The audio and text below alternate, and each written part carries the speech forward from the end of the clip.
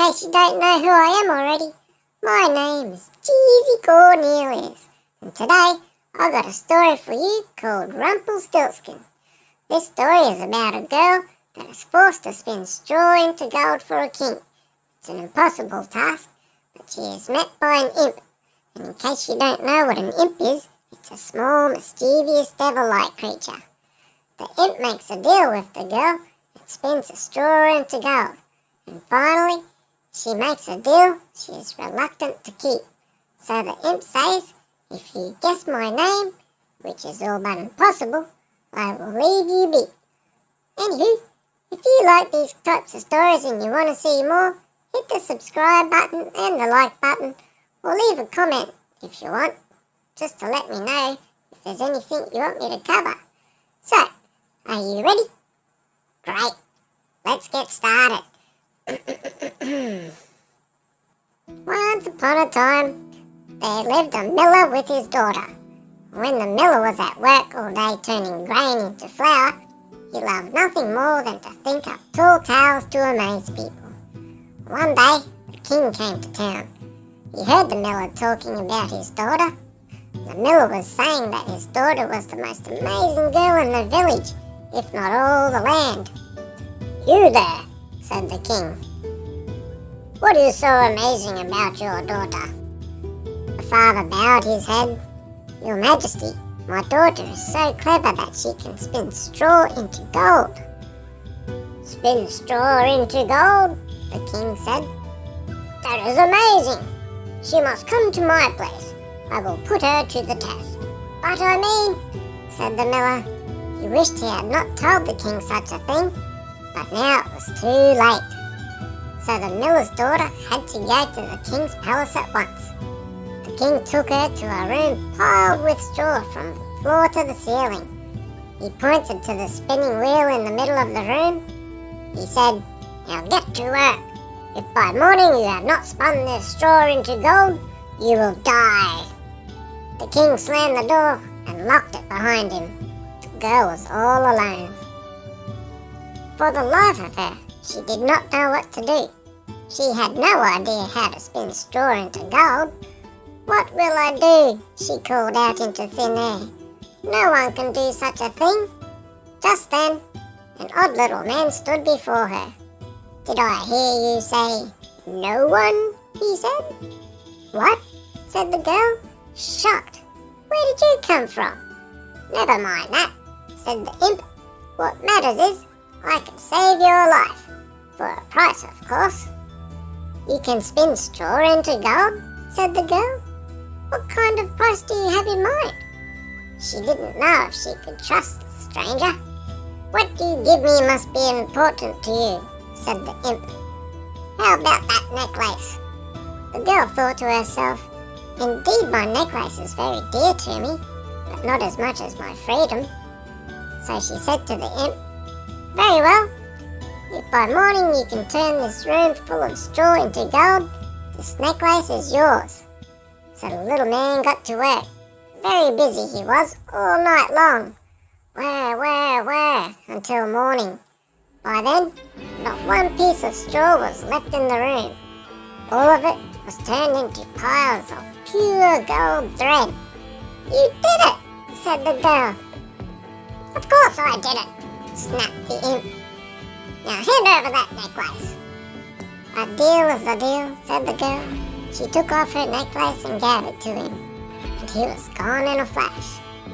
When the king stepped into the room, he was very glad. "Look at that," he said, running the gold thread through his fingers.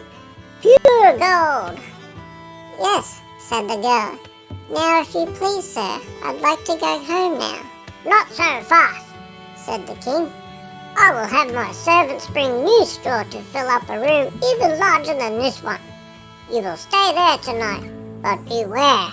By morning, all the straw must be spun into gold, if you care about your life." "Look at that," he said, running the gold thread through his fingers. "Pure gold." "But I already," said the girl. "No buts about it," said the king, and left, slamming the door behind him. It locked with a click. "Oh," The girl called out, "I was lucky last night. It will not happen again." "Who says?" said a voice. The girl turned. There before her was that odd little man again. "I will do this job for you," said the imp, "but you must give me that ring on your finger." "I always loved that ring," thought the girl, "but after all, it's just a ring." "All right," she said to the imp, "it's a deal." So the imp spun straw all night, and by morning, nothing but piles of spun gold thread lay on the floor. And with that, she gave the ring to the imp, as she said she would, and he was gone in a flash. And now the girl felt sure the king would be so happy that he would let her go home. But alas, 2 rooms of gold looked good to a king. 3 rooms of gold looked even better. And the king took the girl to the biggest room yet, that he had already filled with straw. And you guessed it, he told her she must turn the straw into gold by morning or else. And this time, however, the king said his son was coming back from a long journey that very night. In the morning, he would send his son to the room to see if the work was done. If it was, she was to marry the prince. The king thought, even if she is a miller's daughter, I could not find a better wife for my son. But he told the girl in a loud booming voice, if she could not do the task, she would marry no one at all, for she would die. He told her she must turn that straw into gold by morning or else. When the king left, the girl fell into a deep gloom. How long would this go on? Would she ever get out? When she lifted her head, there was that little man again. "I bet you knew I would come back," he said. "I could not know for sure," said the girl, "but this time I no longer have anything to give you. I cannot pay you anymore." "We will find a good price," said the imp, and he went to work spinning the straw into gold. "Stop," said the girl. "Please, I have nothing left to pay you." But the imp didn't stop. He worked all night long. Though the girl waved at him and begged him to stop hour after hour, it was no use. By morning, the job was done. "There," said the imp, "all done.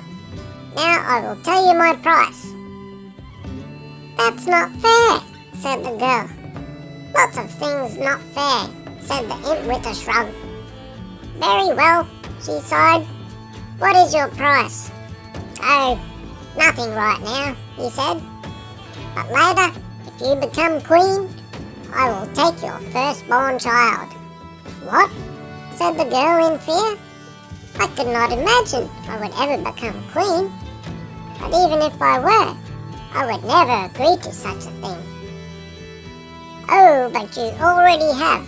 The straw is spun into gold, and so the deal is made," said the imp, and with that he was gone in a flash again.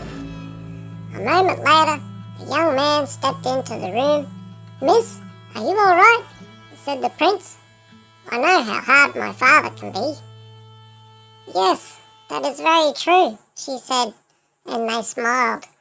The young man seemed very different from his father. "When I am king," he said, "I will not rule as he does." The prince looked around. He saw large piles of gold shining on the floor. "How can you do such a thing?" he said in wonder, and the girl said nothing.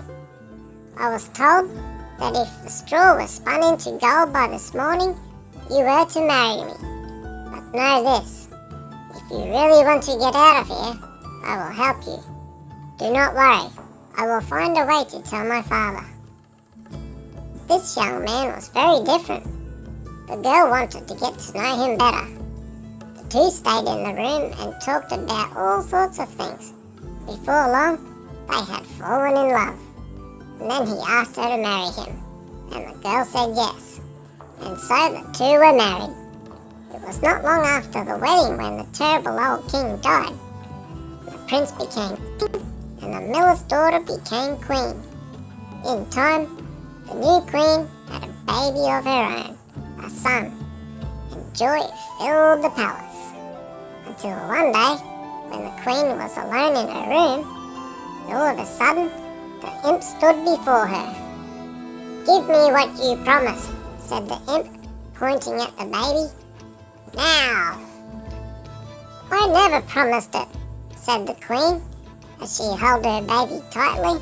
She said, "I will give you gold instead, more gold than you have ever seen." "Why do I need gold?" said the little man. "I can make all the gold I want. Then I will give you a castle," said the queen. "I come and go where I want," said the imp.